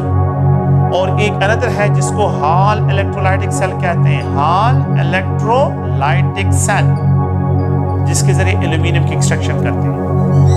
तो हमने आप लोगों के कोर्स का जो हिस्सा है तो वो है नेल्सन सेल। नेल्सन सेल जो होता है ये अगर आप देखें तो ये स्टील टैंक से बना होता है और इसमें जो है एक परफोरेटेड यू शेप्ड कैथोड होता है। यू शेप कैथोड, यहाँ पे एक ट्रे पड़ा होता है। ट्रे, यहाँ पे ट्रे है, इट इज परफोरेटेड, इसमें पोर्स होते हैं। ये क्या है? परफोरेटेड है, परफोरेटेड। इसमें एस्बेस्टॉस की लाइनिंग होती है। एस्बेस्टॉस जो है इंसुलेटर है, ये एस्बेस्टॉस इंसुलेटर है। और यहाँ पे क्या करते हैं, इसमें जो है एक ग्रेफाइट रॉड जो है, ग्रेफाइट का एक इलेक्ट्रोड इसमें हैंग करते हैं। ग्रेफाइट, ये ग्रेफाइट से बना हुआ है। ये क्या है ग्रेफाइट? इसमें ब्राइन सोल्यूशन लेते हैं, ये एनोड होगा। ये जो ग्रेफाइट से बना है नॉन रिएक्टिंग है, ये नॉन रिएक्टिंग इलेक्ट्रोड है, ग्रेफाइट से बना है। इसमें ब्राइन सोल्यूशन लेते हैं। ब्राइन सोल्यूशन क्या है? The super saturated solution of sodium chloride in water is known as brine solution. इसको brine solution कहते हैं। Super saturated solution of sodium chloride in water is known as brine solution. तो यहाँ पे जो है sodium ion, chloride ion, sodium ion, chloride ion, sodium ion, इसमें जो है यहाँ पे प्रेजेंट है इलेक्ट्रोलाइटिक सॉल्यूशन। वाटर भी प्रेजेंट है। वाटर में बाहर से क्या करते हैं, ये सोर्स ऑफ द करंट है, बैटरी है। It is connected with the negative terminal of the battery, ये जो पोरस है, कैथोड है, and it is connected, graphite जो है, it is connected with the negative positive terminal of the battery, ये anode है, एनोड, ये एनोड है। जैसे ही इनको कनेक्ट करते हैं, ये पॉजिटिव चार्ज हो जाता है, ये प्लेट नेगेटिव चार्ज हो जाता है। होता क्या है कि अब यहाँ पे पार्टिकल रैंडमली प्रेजेंट नहीं होते, जितने क्लोराइड आयंस होते हैं वो सब के सब यहाँ पे आ जाते हैं। इस जो है आप लोग देखिए ग्रेफाइट एनोड पे आ जाते हैं, और जितने सोडियम आयंस होते हैं वो सब के सब जो है यहाँ पे आ जाते हैं। सोडियम आयन सब के सब यहाँ पे जो है आ जाते हैं। सोडियम, ये सारे सोडियम आयन यहाँ पे आ जाते हैं। बैटरी लग जाती है और इससे इलेक्ट्रॉन निकालता है, तो एनोड पे ऑक्सीडेशन होती है। एनोड पे ऑक्सीडेशन, तो 2 chloride ion in the presence of current, electricity के प्रेजेंस में से इलेक्ट्रॉन निकल जाते हैं, क्लोरीन गैस फॉर्म में रिलीज हो जाता है, ऑक्सीडाइज होता है। और यहाँ पे जो है कैथोड पे अगर आप देखें तो ऑक्सीजन रिडक्शन होती है। ये 2 सोडियम आयन इन 2 इलेक्ट्रॉन को गेन करते हैं इन द प्रेजेंस ऑफ वाटर। देखिए सोडियम इज हाईली जो है क्या रिएक्टिव टुवर्ड्स वाटर है, आपको पता ही है। So they combine, you will get 2 mole of sodium hydroxide with the release of hydrogen gas. Hydrogen gas release हो जाता है। The overall reaction जब मैं लिख देता हूँ तो ये इलेक्ट्रॉन इसके साथ कैंसिल, तो 2 mole of sodium ion, 2 chloride ion, यहाँ पे 2 water molecule combine होते हैं, you will get 2 mole of sodium hydroxide. Hydrogen gas liberate होता है और यहाँ पे क्लोरीन गैस भी लिबरेट होता है। So the total number of products during the electrolysis of brine solution are 3. So the number of products, कितने products है? The number of products, numbers कितने हैं इसमें? 3 है। Number of products are 3, ये 3 numbers में है। हाइड्रोजन फॉर्म में है, हाइड्रोजन गैस है, क्लोरीन गैस है और सोडियम हाइड्रोक्साइड, सोडियम हाइड्रोक्साइड। तो सोडियम हाइड्रोक्साइड यहाँ पे ट्रिकल डाउन होता है और इस ट्रे में रिकवर होता है। सोडियम हाइड्रोक्साइड ट्रिकल डाउन होता है और इस ट्रे में रिकवर होता है। सोडियम हाइड्रोक्साइड ट्रिकल डाउन और इस ट्रे में रिकवर होता है, ये रिकवरी इसकी होती है। अच्छा अगर आप लोग देखिए, मैं यहाँ पे 2 पॉइंट्स हैं। क्लोरीन गैस लिबरेट होता है एनोड पे, क्लोरीन गैस लिबरेट होता है एनोड पे। हाइड्रोजन गैस लिबरेट होता है कैथोड पे। ये इंटरेस्टिंग पॉइंट और से सुनिए, यहाँ पे जो है हाइड्रोजन गैस है और क्लोरीन गैस है। तो देखिए क्लोराइड से ये 0 पे जा रहा है तो ऑक्सीडाइज हो रहा है, लेकिन H2O से +1 से ये जो है 0 पे जा रहा है तो ये रिड्यूस हो रहा है, रिडक्शन अकरेंट कहते हैं। So which of the following gas liberated at anode during electrolysis of the brine solution is chlorine gas? The type of gas that is released that liberated at cathode during the electrolysis of the brine solution is hydrogen gas. तो hydrogen gas liberate होता है cathode पे, chlorine gas liberate होता है anode पे, और ये sodium hydroxide trickle down होता है इस ट्रे, ये ट्रे में रहता है। तो सोडियम हाइड्रोक्साइड यहाँ पे रिकवर होता है, हाइड्रोजन गैस भी लिबरेट होता है, क्लोरीन गैस भी लिबरेट होता है। तो ये आप लोग प्लीज इसको ज़हन में रखें। 3 प्रोडक्ट इस नेल्सन सेल में बनते हैं, इलेक्ट्रोलाइटिक सेल में जो है 3 प्रोडक्ट्स बनते हैं इन the form of sodium hydroxide, hydrogen gas, chlorine gas. Sodium hydroxide, hydrogen gas, chlorine gas, जिसमें हाइड्रोजन लिबरेट होता है कैथोड पे, क्लोरीन गैस लिबरेट होता है एनोड पे, और सोडियम हाइड्रोक्साइड इस ट्रे में रिकवर होता है, इसकी रिकवरी होती है। So during electrolysis of the brine solution, how many products are produced? 3. So the type of gas that liberated at cathode is hydrogen. In the type of gas that liberated it is chlorine gas. ये chlorine gas है। तो ये अगर आप लोग देखिए, ये जो है इसके इलेक्ट्रोलाइटिक सेल्स की जो है क्या है, जनरल जो है प्रोडक्ट्स हैं। नेक्स्ट अगर हम देखें तो यहाँ पे मैं एक और पॉइंट को, what are the advantages of electrolytic cells. Electrolytic cells के एडवांटेजेस क्या है? They are used for the recharging of batteries. इनको यूज करते हैं रिचार्जिंग ऑफ बैटरीज के लिए, कि how we have to recharge the batteries, batteries को किस तरह रिचार्ज करते हैं, ये इनके यूज करते हैं। These electrolytic cells are used for the electro refining of metal, electro refining of metals, metal की वॉशिंग, मेटल को साफ करना, मेटल को एक्सट्रैक्ट करने के लिए क्या करते हैं, इलेक्ट्रो रिफाइनिंग ऑफ मेटल्स के लिए इलेक्ट्रोलाइटिक सेल्स यूज करते हैं, इंडस्ट्री वाले इसको यूज करते हैं। Now they are also used for the electroplating of metal, electroplating of metals। अच्छा, मेटल्स की इलेक्ट्रोप्लेटिंग करते हैं। इलेक्ट्रोप्लेटिंग दो पर्पस के लिए होता है, एक जो है ऑर्नामेंटल पर्पस के लिए, ऑर्नामेंटल पर्पस के लिए, और एक जो है प्रोटेक्शन के लिए।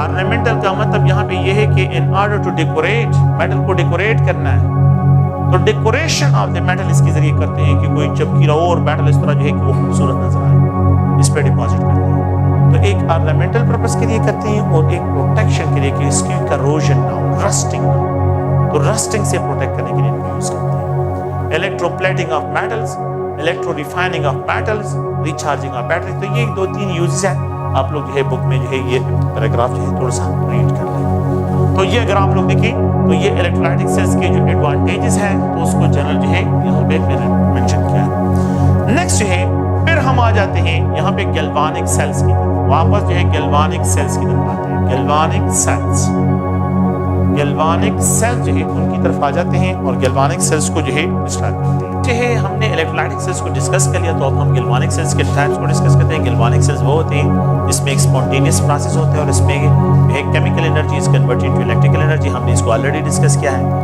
अगर आप लोग देखें तो गैल्वानिक सेल्स के जो यहाँ पे या वोल्टेक सेल्स के जो टाइप्स हैं, तो इसमें एक ड्राई सेल्स है, ड्राई सेल। एक अगर हम यहाँ पे डिस्क्राइब करते हैं तो एक जो है ड्राई सेल्स है, एक हम जनरली डिस्क्राइब करते हैं वेट सेल्स है।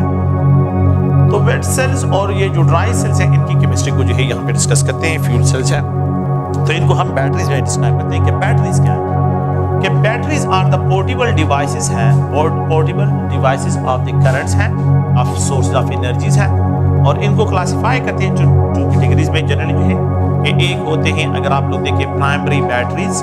अच्छा, प्राइमरी बैटरीज वो होती है जो नॉन रिचार्जेबल बैटरीज होती है, non rechargeable batteries are called primary batteries, जिसको आप लोग एक मरतबा यूज कर लेते हैं और इसको डिस्कार्ड करते हैं तो उनको प्राइमरी बैटरीज में लिखते हैं कि ये प्राइमरी बैटरीज है। So the type of cells which are not rechargeable, वो non rechargeable batteries, non rechargeable batteries are called primary batteries, इनको प्राइमरी बैटरीज कहते हैं। एक होते हैं रिचार्जेबल बैटरी जिसको सेकेंडरी बैटरीज कहते हैं। सेकेंडरी बैटरीज जो है, सेकेंडरी बैटरीज और रिचार्जेबल बैटरीज होती है। इनको जो है आप लोगों की मोबाइल की बैटरी जो है अगर आप देखें तो ये रिचार्जेबल है, तो जिन बैटरीज को हम रिचार्ज करते हैं उनको सेकेंडरी बैटरीज कहते हैं। एक जो होते हैं अगर आप लोग देखें तो फ्यूल बैटरीज है, फ्यूल बैटरीज जिसमें continuous supply of the fuel होते हैं, उसकी बर्निंग होती है और उससे करंट प्रोड्यूस होता है। तो ये जो है एक जो है अगर आप देखें तो फोटो केमिकल बैटरीज होती है, फोटो केमिकल बैटरीज की कोई जरूरत नहीं है, आप लोगों के कोर्स का हिस्सा नहीं है। तो एक प्राइमरी बैटरीज है, एक सेकेंडरी बैटरीज है और एक फ्यूल बैटरीज है। तो इनको जो है हम यहाँ पे डिस्क्राइब करते हैं कि यहाँ पे जो है किस तरह केमिकल एनर्जी जो है वो इलेक्ट्रिकल एनर्जी प्रोड्यूस करती है। तो प्राइमरी बैटरीज में एक है ड्राई सेल्स, तो dry cells are also called Leclanche cells, इनको लेक्लांची सेल भी कहते हैं। लेक्लांची सेल्स ये जो है ड्राई सेल्स का एक अनदर नेम। ये दो किस्म के होते हैं, एक जो होते हैं एसिडिक ड्राई सेल्स हैं, एसिडिक ड्राई सेल्स, ठीक है, और एक होते हैं बेसिक अल्कलाइन जिसको कहते हैं अल्कलाइन ड्राई सेल्स। ये दो किस्म के होते हैं, एक अल्कलाइन होते हैं और एक जो है एसिडिक ड्राई सेल्स होते हैं। अच्छा, एसिडिक ड्राई सेल्स में आमतौर पे जो 555 का नाम मेरे ख्याल में आप लोगों ने सबने सुना होगा, और आप लोग बंदा जो है क्यूरियस भी होता है बचपन में कि इसके अंदर आखिर है क्या चीज़, इसको जो है बंदा जो है बार बार जो है क्या करते हैं, ओपन करते हैं इसमें होता है एक ग्रेफाइट रॉड। इसमें क्या है, एक ग्रेफाइट रॉड है, ग्रेफाइट से बना होता है। ये क्या है, ग्रेफाइट रॉड इसमें होता है। इसमें होती है एक inner casing of zinc, zinc की इनर केसिंग इसमें होती है। ये जिंक की केसिंग है, जिंक केसिंग है। यहाँ पे जो है इसमें अगर आप लोग देखें तो आप लोगों ने ऑब्जर्व किया यहाँ पे स्टील कैपिंग भी होती है, स्टील कैपिंग। ये जो है जिंक है, जिंक जो है इसमें जो इसकी तरह लाइनिंग होती है। यहाँ पे पड़ा होता है manganese dioxide in the presence of electrolyte ammonium chloride and plus carbon. Carbon इसको पेस्ट बनाने के लिए यूज करती है। Ammonium chloride act as electrolyte, manganese dioxide act as oxidising agent. तो ये जो है आप लोगों के पास इस ड्राई सेल की कंपोजिशन है, जिसमें जिंक से मैंगनीज ऑक्साइड, अमोनियम क्लोराइड और ये carbon. Carbon make it just only to make him paste. Anode पे होता है ऑक्सीडेशन, जिंक इलेक्ट्रॉन रिलीज करता है, ये इलेक्ट्रॉन लॉस करता है।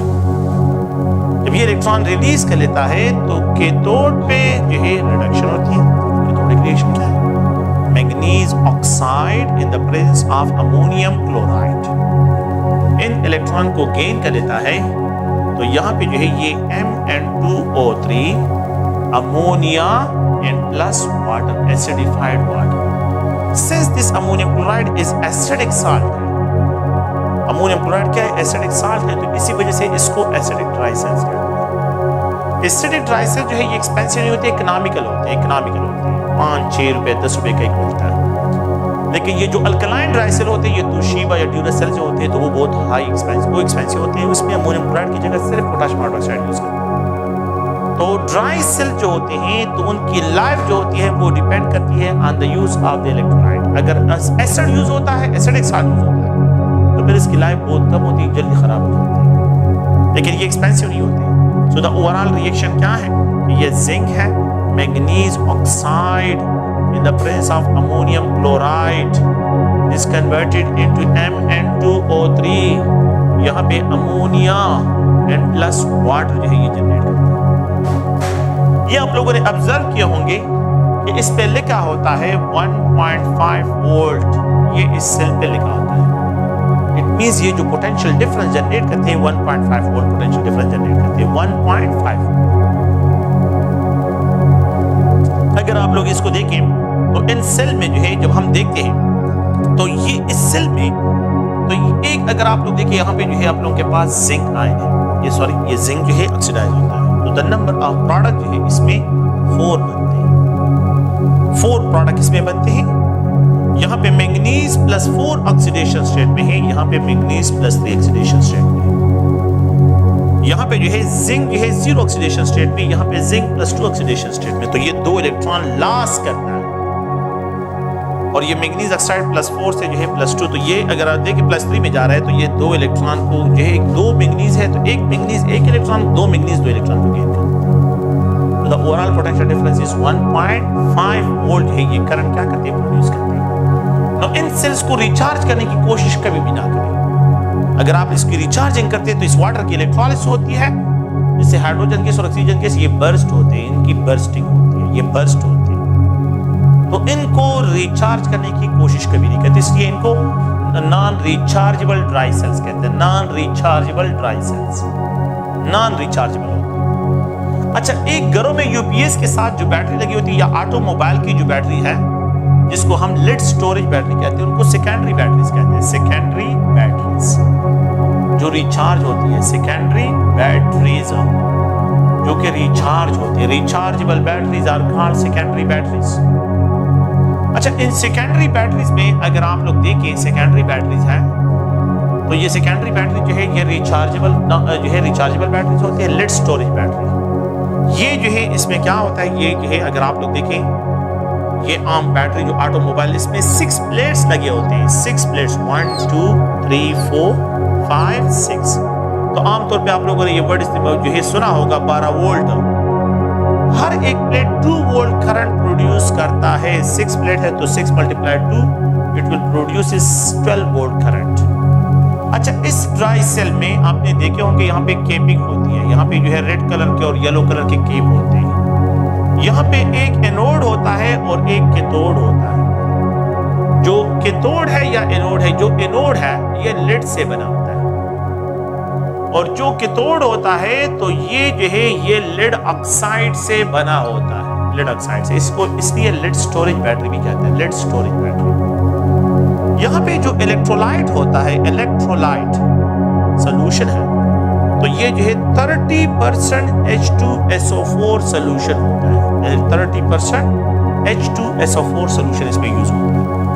तो इलेक्ट्रोलाइटिक सोल्यूशन जो है 30% H2SO4 सोल्यूशन इसमें होता है, और यहाँ पे जो है ये लेड है, ये लेड ऑक्साइड से बना होता है कैथोड, एनोड जो है लेड से बना होता है, तो इसलिए इसको लेड स्टोरेज बैटरी भी कहते हैं। It is also described as a lead storage battery, lead storage battery भी इसको कहते हैं, ये लेड स्टोरेज बैटरी है। तो एनोड पे होता क्या है, एनोड पे lead in the presence, lead जो है in the presence of H2SO4 sulphuric acid के प्रेजेंस में ऑक्सीडाइज होता है lead sulphate with the release hydrogen ion with the release of 2 electrons, 2 electron को लास्ट करते हैं जीरो ऑक्सीडेशन स्टेट से +2। तो it is the discharge of battery, ये बैटरी की डिस्चार्जिंग इसको कहते हैं, डिस्चार्जिंग ऑफ बैटरी। ये बैटरी डिस्चार्ज होती है, लेड जो है H2SO4 के साथ रिएक्ट करके इलेक्ट्रॉन रिलीज कर देता है, हाइड्रोजन आयन प्रोड्यूस करता है। कैथोड पे जो है ये क्या होता है, यहाँ पे रिडक्शन होती है, तो कैथोड बना है लेड ऑक्साइड से। कैथोड क्या है, ये लेड ऑक्साइड से बना है, और H2SO4 के प्रेजेंस में H2SO4 अगर आप लोग देखें सल्फ्यूरिक एसिड जो है और वाटर, जिसको हम एसिडिक मीडिया से जो है यहाँ पे डिस्क्राइब करते हैं, ये H2SO4 और यहाँ पे जो है जो वाटर में यहाँ पे हाइड्रोजन आयन, ये इलेक्ट्रॉन को गेन कर लेता है अलॉन्ग विद द 2 इलेक्ट्रॉन, ये इलेक्ट्रॉन को गेन कर लेता है, and it is converted into lead sulphate. ये किस चीज में कन्वर्ट होता है, लेड सल्फेट में कन्वर्ट होता है, और यहाँ पे वाटर प्रोड्यूस करता है। तो कैथोड पे वाटर की प्रोडक्शन होती है और एनोड पे हाइड्रोजन आयन की प्रोडक्शन होती है। इस ध्यान में रखें कि एनोडिक रिएक्शन में हाइड्रोजन आयन कंसंट्रेशन इंक्रीज होती है, हाइड्रोजन आयन प्रोड्यूस होते हैं, और कैथोडिक रिएक्शन पे वाटर की प्रोडक्शन होती है। दोनों पे लेड सल्फेट दोनों पे बनती है, एनोड पे भी लेड सल्फेट बनता है, कैथोड पे भी लेड सल्फेट बनता है। ये +4 ऑक्सीडेशन स्टेट से +2 ऑक्सीडेशन स्टेट में चला जाता है, 2 इलेक्ट्रॉन को गेन कर लेता है। तो ये लेड ऑक्साइड +4 ऑक्सीडेशन स्टेट से +2 पे चला जाता है, ये लेड जो है +0 से +2 ऑक्सीडेशन स्टेट में चला जाता है, और यहाँ पे इलेक्ट्रॉन रिलीज करते हैं, और ये इलेक्ट्रॉन ये भी डिस्चार्ज ऑफ द बैटरी है। ये क्या है, discharge of battery. So overall इस प्रोसेस को अगर मैं एक्सप्रेस करता हूं तो ये लेड है, यहाँ पे जो है ये लेड ऑक्साइड है in the presence of H2SO4, ये प्रोड्यूस करता है लेड सल्फेट, लेड सल्फेट, और यहाँ पे जो है ये वाटर प्रोड्यूस करता है लेड सल्फेट। ये हाइड्रोजन आयन इसके साथ भी कैंसिल करता है, तो यहाँ पे जो है ये लेड सल्फेट प्रोड्यूस करता है। तो लेड सल्फेट जो है यहाँ पे, तो ओवरऑल तो अगर डिस्चार्ज ऑफ बैटरी क्या है, द लेड का 0 से लेड +2 पे चले जाना डिस्चार्ज है, लेड ऑक्साइड का +4 ऑक्सीडेशन स्टेट से +2 पे चले जाना, ये भी डिस्चार्ज ऑफ बैटरी। ये दोनों डिस्चार्ज ऑफ द बैटरी को एक्सप्रेस करते हैं। लेड का जो है 0 ऑक्सीडेशन स्टेट से +2 पे जाना, लेड का +4 से +2 ऑक्सीडेशन पे जाना, ये दोनों जो है डिस्चार्ज ऑफ द बैटरी को क्या करते हैं, एक्सप्रेस करते हैं। Now what is mean by the recharge? अब मैं क्या करता हूँ, इस प्रोसेस को रिवर्स करता हूँ, रिचार्जिंग ऑफ द बैटरी करता हूँ। तो जब रिचार्जिंग ऑफ द बैटरी करते हैं तो इस प्रोसीजर को हमने रिवर्स करना है। तो मैंने जो यहाँ पे एनोडिक है इसको कैथोडिक, और जो कैथोडिक है इसको एनोडिक बनाना है। तो होगा क्या, मैंने जो इस रिएक्शन को प्रोसेस को रिवर्स करना है। Lead sulphate in the presence of water, यहाँ पे lead sulphate in the presence of water, anodic, इसको रिवर्स करता हूँ, मैं रिचार्जिंग करता हूँ, recharge of battery, recharge of battery. अगर आप लोग देखिए in the presence it produces lead oxide, यहाँ पे H2SO4 प्रोड्यूस होगा, एंड प्लस जो है with the release of electron, electron को ये रिलीज करेगा, और हाइड्रोजन आयन भी प्रोड्यूस होगा। कैथोड पे क्या होगा कि ये जो इलेक्ट्रॉन इसने लॉस की है लेड सल्फेट, दूसरा जो इस प्रोसेस को रिवर्स करेगा। तो यहाँ पे हाइड्रोजन आयन भी अगर आप लोग लिखना चाहते हैं तो वो भी लिख सकते हैं, 2 हाइड्रोजन आयन भी लिख सकते हैं। लेड सल्फेट 2 हाइड्रोजन आयन के प्रेजेंस में इन इलेक्ट्रॉन को गेन कर लेते हैं, and it is converted into lead, और H2SO4 रीजनरेट हो जाता है। ये रिचार्ज ऑफ बैटरी। उस प्रोसीजर को बिल्कुल रिवर्स करें। तो discharge of battery is the reverse of the recharge of battery. ये यहां से कैंसिल हो जाएगा, ये यहां पे कैंसिल हो जाएगा। यू विल गेट कि लेड सल्फेट है, lead sulphate in the presence of H2O, it is converted into lead oxide and plus H2SO4. So lead sulfate का lead में convert होना recharge, lead sulfate का lead oxide में convert होना recharge। तो lead का +2 oxidation state से 0 पे जाना recharge है, lead का +2 oxidation state से +4 oxidation state पे जाना recharge है। तो यहाँ पे ये इलेक्ट्रॉन गेन करेगा, यहाँ पे जाएगा, यहाँ पे ये इलेक्ट्रॉन लॉस करके यहाँ पे चला जाएगा, तो वापस रीजनरेट होना। तो यहाँ पे ये 0 और यहाँ पे ये +4 ऑक्सीडेशन स्टेट। तो लेड का +4 पे जाना, लेड का 0 पे जाना, ये recharge of battery. Discharge of battery जो है अगर आप लोग देखें तो डिस्चार्ज ऑफ बैटरी एक स्पॉन्टेनियस प्रोसेस है, एक स्पॉन्टेनियस होता है, खुद ब खुद होता है discharging. Recharge of the battery जो है अगर आप देखें तो ये एक नॉन स्पॉन्टेनियस प्रोसेस है। रिचार्जिंग ऑफ बैटरी एक नॉन स्पॉन्टेनियस प्रोसेस है और डिस्चार्जिंग ऑफ बैटरी जो है एक स्पॉन्टेनियस प्रोसेस होता है। तो यहाँ पे अगर आप लोग देखें तो एक रिचार्ज है और दूसरा जो है डिस्चार्ज ऑफ द बैटरी। तो reverse recharge of the battery is the reverse of the discharge of battery. यहाँ पे जो है डिस्चार्ज ऑफ बैटरी जो है इसका रिवर्स है। तो ये सेकेंडरी बैटरीज है। So the type of batteries which are rechargeable हो उनको सेकेंडरी बैटरी से डिस्क्राइब करते हैं। नेक्स्ट जो है अगर आप लोग देखें तो यहाँ पे लिखते हैं फ्यूल बैटरीज। अच्छा, फ्यूल बैटरीज क्या है? अगर आप लोग देखें तो यहाँ पे जो है फ्यूल बैटरीज में एक इलेक्ट्रोड लगा होता है और ये कार्बन से क्या होता है, कार्बन पैकिंग से होता है। कार्बन की कोटिंग बिल्कुल पैकिंग की होती है, क्लोजेस्ट पैकिंग की होती है और इस पे जो है प्लैटिनम मेटल की कोटिंग की होती है। प्लैटिनम मेटल की जो है कोटिंग की होती है, प्लैटिनम मेटल। यहाँ पे जो है ये दूसरा इलेक्ट्रोड है और इस इलेक्ट्रोड पे जो है ये भी कार्बन से बना हुआ है और इस पे भी प्लैटिनम मेटल की क्या है, कोटिंग की गई है। प्लैटिनम मेटल जो है यहाँ पे इसकी कोटिंग की गई है। And they are immersed in electrolytic solution of potassium hydroxide. Potassium hydroxide electrolytic solution में इनको इमर्स करते हैं। यहाँ पे जो है एक सिलेंडर ऑफ द फ्यूल लगा होता है, सिलेंडर जिससे फ्यूल आता है, इसमें हाइड्रोजन गैस है। यहाँ पे एक दूसरा सिलेंडर जो है अगर आप लोग देखें ये सिलेंडर है और इस सिलेंडर में जो है अगर आप लोग देखें तो ऑक्सीजन गैस है। अगर आप लोग देखें यहाँ से जो है ऑक्सीजन गैस एंटर होता है और यहां से इस सिलेंडर से हाइड्रोजन गैस जो है ये एंटर होता है। दे आर कनेक्टेड, ये कनेक्टेड होते हैं और यहाँ पे जो है it is connected with the voltmeter. इसको वोल्ट मीटर के साथ कनेक्ट करते हैं। ये वोल्ट मीटर है जो कि करंट मेजरिंग है। अगर आप लोग देखें तो यहाँ पे जो है होता क्या है कि हाइड्रोजन गैस आ रहा है और ऑक्सीजन गैस बर्न हो रहा है। तो hydrogen is allowed to react with oxygen. You will get 2 mole of water. 2 mole of water जो है प्रोड्यूस कर। ये 0 ऑक्सीडेशन स्टेट से +1, ये 0 ऑक्सीडेशन स्टेट से -1। हाइड्रोजन ऑक्सीडाइज हो रहा है, ऑक्सीजन रिड्यूस हो रहा है। इट मींस ए नोड पे ऑक्सीडेशन होगी और कैथोड पे जो है आप लोगों के पास रिडक्शन होगी। तो यहाँ पे hydrogen act as a reducing agent while oxygen act as a oxidizing agent. ये इलेक्ट्रॉन रिलीज करते हैं सर्किट में, इलेक्ट्रॉन मूव करते हैं, करंट प्रोड्यूस होता है। ये इलेक्ट्रॉन यहाँ से जो है एंटर होते हैं और आप लोगों के पास फ्यूल सेल्स जो है करंट। तो यहाँ पे फ्यूल क्या होना है, हाईली जो है प्योर फॉर्म में ये फ्यूल यूज करता है इन सेल में, क्योंकि अगर इसमें इंप्योरिटीज हो तो वो प्लैटिनम मेटल को क्या करते हैं, पॉइजन करते हैं। तो इस पॉइजन को एवलाव करने के लिए, खत्म करने के लिए प्योर फॉर्म ऑफ द जो है गैस को यूज करते हैं। तो यहाँ पे फ्यूल हाईली रिफाइंड फॉर्म में होना चाहिए। द फ्यूल जो है यहाँ पे जो फ्यूल सेल में है तो ये इट में भी इन the form of liquid state, ये लिक्विड स्टेट में भी हो सकता है, ये सॉलिड फ्यूल भी यूज कर सकते हैं और यहाँ पे जो है आप लोग ये भी याद रखें कि इसमें जो है गैसियस फेज में भी यूज कर सकते हैं। तो ये तीनों फॉर्म्स ऑफ फ्यूल जो है इसमें यूज हो सकता है और ये, लेकिन ये है कि ये बहुत एक्सपेंसिव है।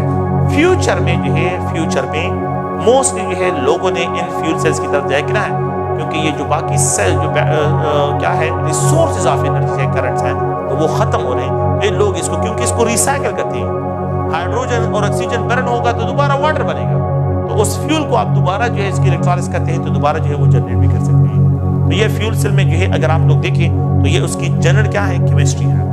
तो इसमें potassium hydroxide is used as a electrolyte, यहाँ पे जो है platinum metal as a catalyst, platinum metal as a catalyst है, और यहाँ पे हाइड्रोजन जो है अगर आप लोग देखें वो एनोड पे ऑक्सीडाइज होता है, और यहाँ पे जो है ऑक्सीजन की जो है ये रिडक्शन होती है कैथोड में। तो hydrogen act as a reducing agent while oxygen act as oxidising agent, ये ऑक्सीडाइजिंग एजेंट काम करता है। तो ये फ्यूल सेल की केमिस्ट्री है, आप प्लीज इसको ज़हन में रखिए।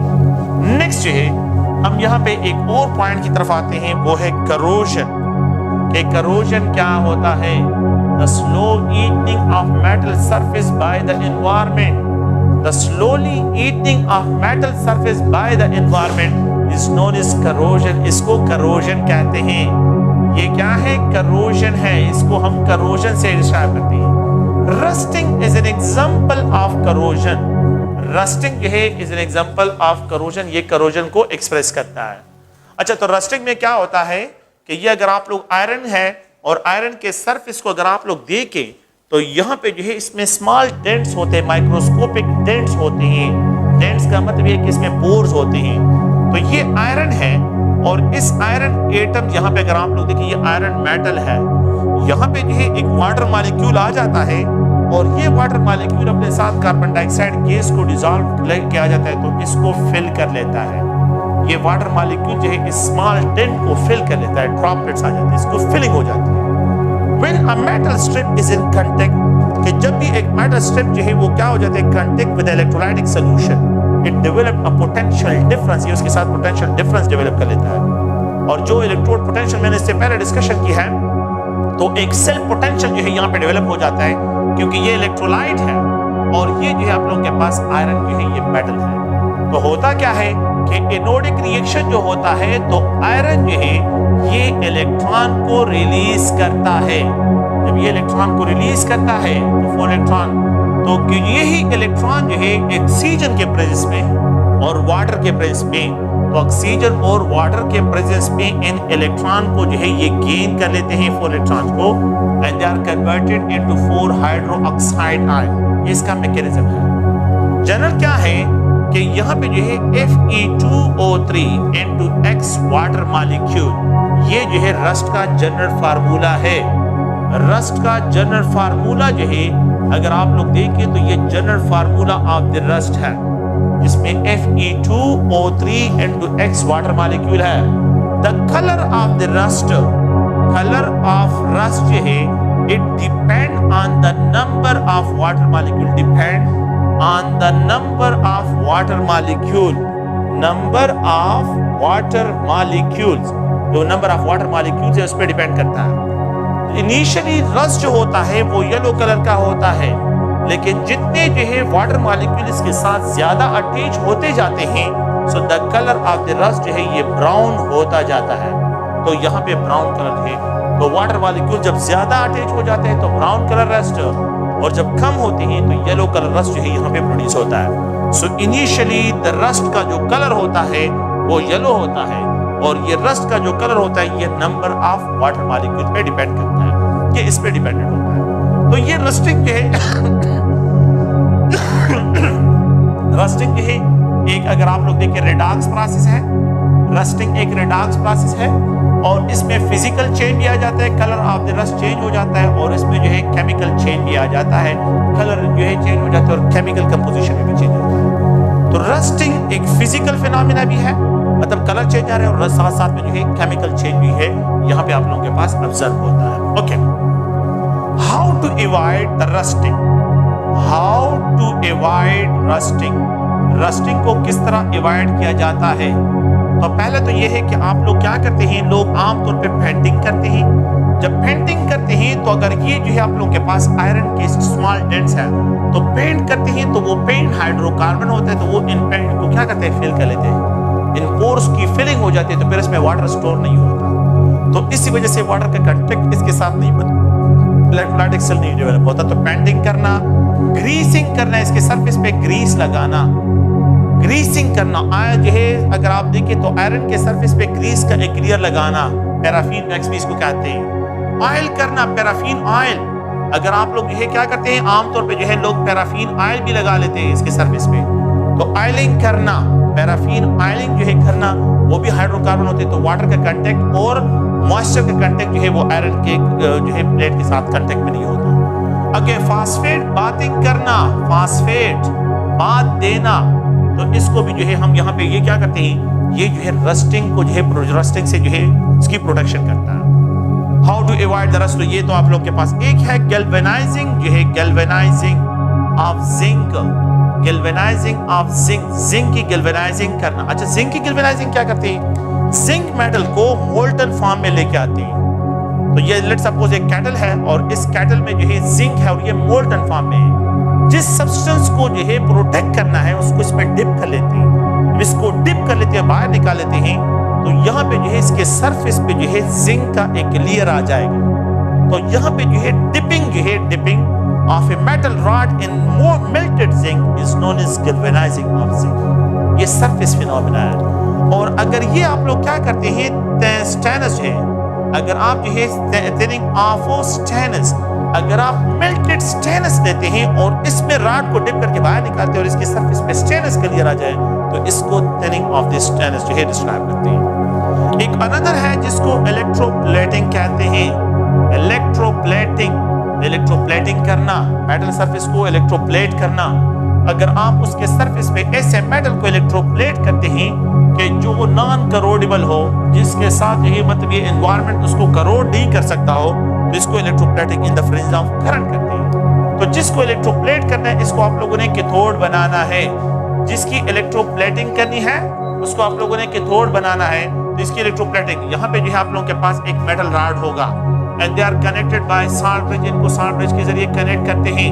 पास में प्लीज, यहाँ पे जो है ये वोल्ट मीटर है, मैंने इसकी इलेक्ट्रोप्लेटिंग, तो ये मेरे क्या होगा, ये एनोड होगा, और जिसको इलेक्ट्रोप्लेट करने उसको कैथोड बनाना है। तो मैं चाहता हूं कि निकल आयन इस पे क्या हो जाए, वो रिड्यूस होकर इसके सरफेस पे डिपॉजिट हो जाए। तो मैंने इलेक्ट्रॉन यहाँ पे आएंगे, इलेक्ट्रॉन्स, मैंने इसको कैथोड बनाना है, इलेक्ट्रॉन आएंगे और ये आयन जो है अगर आप लोग देखिए इलेक्ट्रॉन गेन करके इसके सरफेस पे डिपॉजिट होंगे और इस तरह। So the deposition of metal ions, reduce metal ions on the surface of electrode in the presence of current is known as electroplating। इसको इलेक्ट्रोप्लेटिंग कहते हैं। और electroplating is used for the reduction of rust को reduce करने के, reduction of rust को reduce करने के लिए क्या करते हैं, इलेक्ट्रोप्लेटिंग करते हैं। अच्छा, एक होता है कैथोडिक प्रोटेक्शन, एक है कैथोडिक प्रोटेक्शन। तो कैथोडिक प्रोटेक्शन को अगर आप लोग देखें, कैथोडिक प्रोटेक्शन किस तरह होता है, ये जो है अगर आमतौर पे मतलब ये कि जो पीआरटी अगर हम यहाँ पे जो है देखते हैं, तो पीआरटी के सड़क के नीचे जो है ये जो रोड है इसके नीचे बहुत ज्यादा पाइप्स हैं, वो प्लास्टिक भी है। वहां पे जो है अगर आप लोग देखें तो आयरन के भी पाइप्स हैं। इन पाइप्स को जो है किस तरह गवर्नमेंट वाले प्रोटेक्ट करते हैं, तो इनको कैथोडिक प्रोटेक्शन देते हैं।